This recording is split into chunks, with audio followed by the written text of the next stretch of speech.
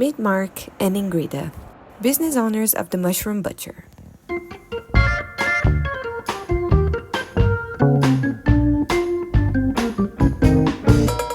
Mark, from Australia, and Ingrida, from Lithuania, found a new home in the heart of Dublin. United in life and in business, they grow something truly special: fresh, flavor-packed mushrooms. From careful cultivation to the final dish, their harvest finds its way into creative menu of their own food truck, as well as onto the tables of some of the city's most renowned restaurants. So we deliver to a couple of Michelin star places. We deliver to Bastable, which is just across the road, and we deliver to Variety Jones. We deliver to Cornucopia, Glass Restaurant. So it's like loads of restaurants, but some kind of have a little break and then come back again, depending, on the menu that they have. I've been quite few. Was lucky enough to go there for my birthday about 3 years ago, and to Bastable. And I think it was the first Michelin star place that I ate. And this is when I was just sort of starting to get into the mushrooms, so sort of experimenting. And they had a mushroom dish on the menu. I was like, oh, this is delicious. So just sort of jokingly going, oh, where do you get your mushrooms from? Maybe I could supply you guys, just as a joke, because I hadn't got that far as a business yet.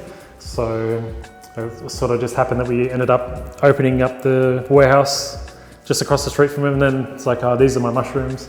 And even then, when I said I'm growing these mushrooms, it took them a while to go, okay.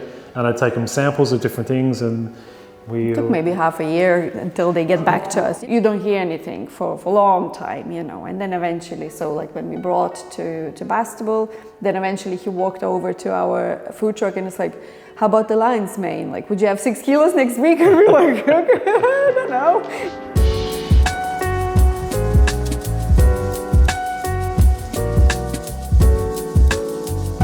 Hi, I'm Killian Walsh. I'm head chef here in Bastable.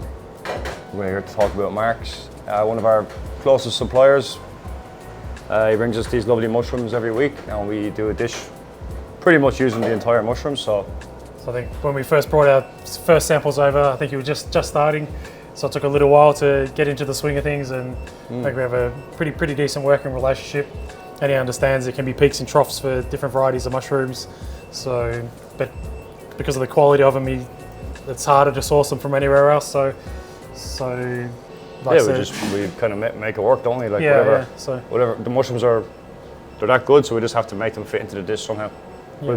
Whether that means portioning them differently or cooking them slightly differently, just kind of treat every mushroom different, We try to kind of champion as much Irish produce or Australian produce as we can in this restaurant. Via Ireland. That's always been kind of the philosophy of Bastable, is to use as much Irish suppliers and champion as much local producers and farmers as we can. So Mark's about 50 metres across the road, so it doesn't get much more local than that. And obviously the product kind of speaks for itself. You can see them there. They're pretty special. So we're very lucky. So every day has the potential to be the worst day, but it'll be about sort of minimalising things. Yeah, in the beginning it was very, when the mushroom, the substrate bags would get contaminated, and then, like I said, Mark says, it takes up to 3 months, and then first week looks good and second week looks good, and we're like, yeah, it's going in the third week, you have contamination on all the bags. So it was so heartbreaking, and you want to start making money and get restaurants involved, but because you don't have that consistency, it's you just all the work and ingredients, and there's a lot of money that's going in, suddenly okay, we're bringing in the compost, all the work is for nothing, and you waited 3 weeks or 4 weeks to figure it out that now it's bad, So it's taken 3 years to, have more or less consistent harvest, and being able to give to restaurants, to fulfill their orders, but it's every week, it's oh, will we have enough? And when we have more, we are fine, but when it's suddenly stops growing, and the mushrooms that they don't like, when it gets too hot, we're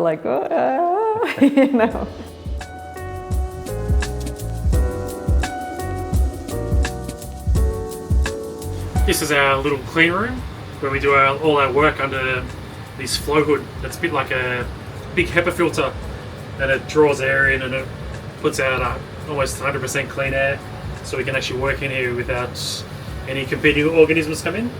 These are our agar plates. So this is how our mycelium starts off. We culture it on these plates. You can see there's a clear plate here, and eventually we'll put some on there, and then it'll culture it out there. And this will take a few weeks to fill out the plate, and then we'll take some of that and then we'll put it onto our little jars of grain. This is to ensure that there's no competing organisms in the mushrooms, and it'll go from here, and then we'll put it onto bigger jars and bigger jars. You can see this is our pink oyster mushrooms. You can see the pink starting to show through there, so each mushroom will have its own unique little individual properties, and then we'll put it onto bigger jars here. So we sort of have this is like a little library of mushrooms that are ready to go. These guys are ready to go. We've got some lines made here. You can see it's just starting to pop at the top there. So these guys are ready to go to substrate. So here we are in our small grow room. It's a modified cool room, and we control the humidity, the CO2 levels, and try and control the temperature. Just have a couple of different varieties here. These are our shiitake mushrooms. These are grown on oak wood. This is a bit of an experiment that we're doing.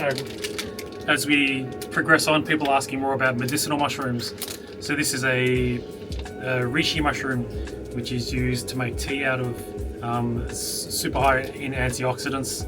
So that's something that we're experimenting with. And here we have a few of our pink oyster mushrooms and our pearl oyster mushrooms. These are super popular when we sell them in the food truck.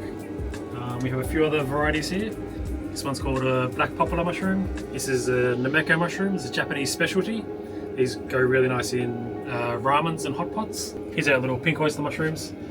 These guys are unusual. That's not only are they pink, but they have a sort of deep seafood note, a little bit like prawns or lobster. Their flesh is a little bit firmer than the pearl oysters, so we like to do things like make vegan carbonaras out of them and use the pink oysters instead of pancetta, and they're phenomenal in that. So you can try to grow it like bigger scale, but yeah, like hospitality industry is so unpredictable every year. Like, you know, COVID happened and the prices increased after that, so it's like you never know. Like, we never thought we would close the restaurant, you know, after 5 years, but we had to make that decision within a week. You know, and unfortunately that's life. And the same when COVID hit, and like you had to restructure your whole business model. Like, we weren't doing takeaways, but suddenly we decided, okay, like we have to do takeaways because people not reaching us anymore, you know. And so it's now kind of we downsized from 17 people to just 2 of us, and then we have to work with what we have at the moment and then see like, okay, how can we grow it? How many restaurants can we supply, you know? And then when we reach that point, it's like we can't do anything more, then maybe we need to expand and look for location again and so on. Then we need more people. But it's like we're starting slow because we learned with the restaurant that it's, you know, sometimes it changes in a blink. Those kind of little, like, well, they're not so little, I guess, like with Sam's old-fashioned, like they were getting lion's mane. It's not as popular because people are still not familiar, you know. And I remember I delivered a lion's mane to them, and they said, it's like, a customer was like amazed. He said, that's the best. Like, he thought he was eating steak, like he couldn't believe it. He was raving about it. It's like, and it's nice to hear. It's like, it's something we grew, you know, like it took a while. It took tears and sweat and everything, you know. And like the chef relays customers, you know, feedback to us, which is beautiful. And then again, like, you know, I was really like, that Mark's name is on, you know, on the menu, kind of, you know. And when we were there, like, people were bringing dish to other tables and said, that's the guy that grows the mushrooms. It's like, it's beautiful. Like, it's small, you know. It's like they saw, they forgot about us. It's fine, you know. But it's like tiny little bits that you do. And also, I guess that people come every weekend.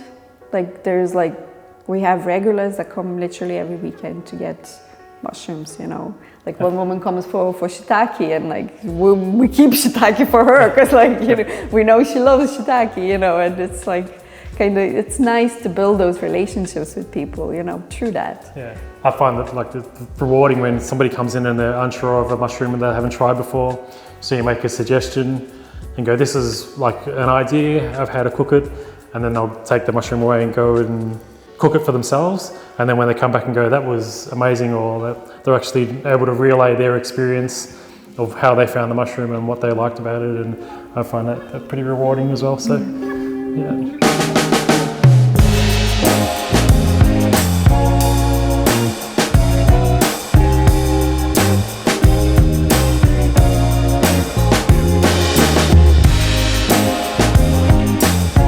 I'm Alex, I'm vegan, kind of, I try my best, because like it's kind of hard in Ireland, in Dublin, to find vegan things, because not everything says it's vegan, even if it should be vegan. So it can be quite hard to find something nice to eat, but they're great. So I've tried their Japanese menu.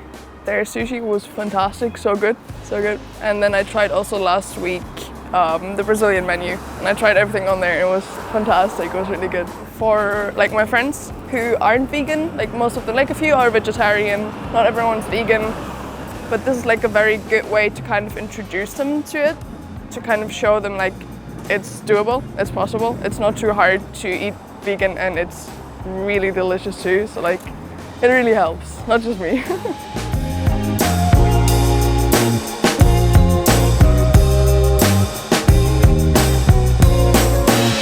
Meu nome é Iago Alcará, sou brasileiro, né? Eu moro aqui pertinho e sempre tive vontade de vir aqui, sempre passei por aqui, sempre atucanado na correria, sempre trabalhando, né? Mas aí, como eu sou muito fã de cogumelo, eu sempre pensei, não, eu vou ali, eu vou ver o que tem, eu vou comprar, vou provar. E já faz uns 4, 5 meses que a gente mora aqui e eu nunca passei. Essa foi a primeira vez. Hoje que eu estava um pouquinho mais livre, com mais tempo, passei aqui, comi um acarajé. Nunca comi acarajé no Brasil. Primeira vez que eu fui comer acarajé foi aqui na Irlanda. E gostei bastante, muito bom mesmo, tá aprovado. Eu acho que é importante, né, ter esses negócios locais porque ajuda, né, a comunidade a experimentar coisas diferentes. Como essa questão de priorizar o cogumelo eu nunca tinha visto. Então acho interessante que ajuda o pessoal daqui a ter uma variedade maior de coisas para experimentar, para se distrair também da vida rotineira, né? E também, além de nós, né, ajuda os restaurantes locais também com o fornecimento, né, dessa variedade de produtos que no caso aqui são os cogumelos.